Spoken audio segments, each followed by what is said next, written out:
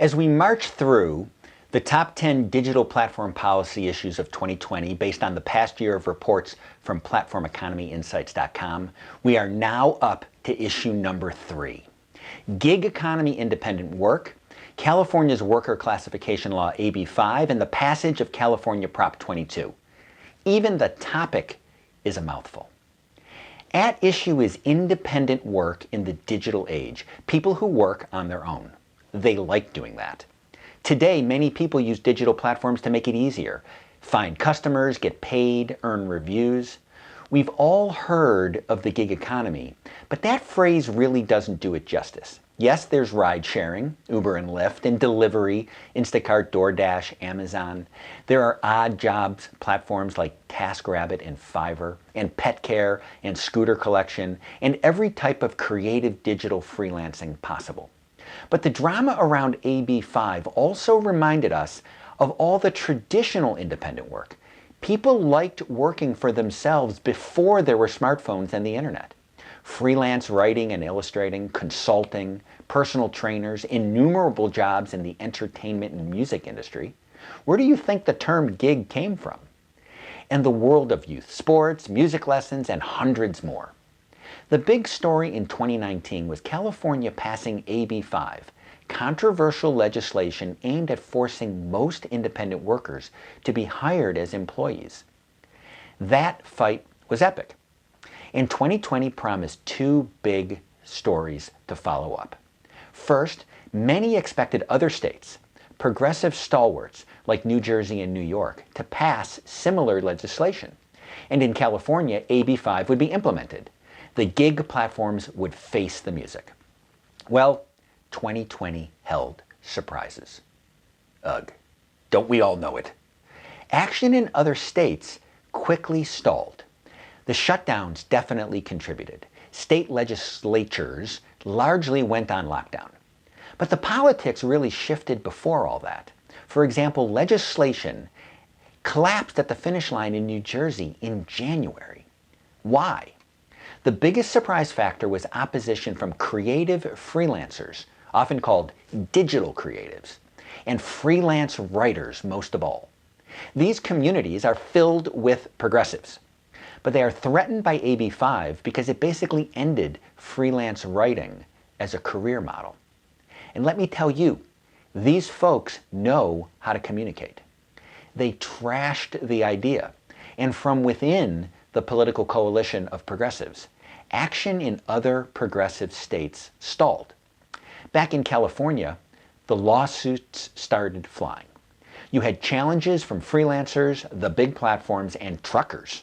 Interestingly, only the truckers succeeded because interstate transportation is governed by federal law, and federal preemption stopped AB 5 for truckers. Everyone else would face the law's consequences. Let me tell you the amount of complaining from all the supposed unintended targets, the groups I mentioned earlier, the writers, the musicians. It ramped up and up. The California legislature debated exemptions most of the year. And by September, they did pass a big AB 5 exemption bill, a cleanup bill, taking care of dozens of groups. The other big drama involved lawsuits against the intended political targets, the big gig work platforms. Instacart got the first bad state court ruling.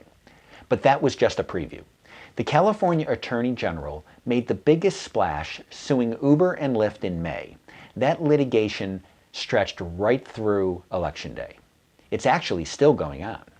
The ride-sharing companies received a very bad series of intermediate decisions from California judges. The companies almost suspended service in the state. They were losing. The judges were clear. The decisions bordered on derisive. That brings us to Prop 22. Prop 22 was a California ballot initiative to overrule AB 5 just for ride sharing and delivery. If passed by the voters, it would exempt them from the law. It would allow them to maintain their business model of offering extremely flexible work opportunities while also giving drivers some employment type benefits, such as health and disability insurance. It could give those benefits without making them employees. In short, the delivery and ride platforms could continue to employ independent drivers. To make a long story a little bit shorter, while the polling looked pretty close running up to Election Day, Prop 22 passed by a very wide margin, approaching 20 points. Yes, the company spent millions to argue for the law. But at the end of the day, many people clearly like the services, both part-time drivers and riders. Prop 22 and that result is clearly a major event in the fight over the treatment of independent work platforms, but it's not the final word. As we saw in 2020, while much of the political energy that led to AB 5 was focused on ride sharing and deliveries, the bill ended up threatening a surprisingly wide range of independent workers, professionals, and freelancers. In 2021, with a divided Congress, federal independent worker classification legislation is almost certainly off the table. But make no mistake, the Biden administration will be very different from the Trump administration.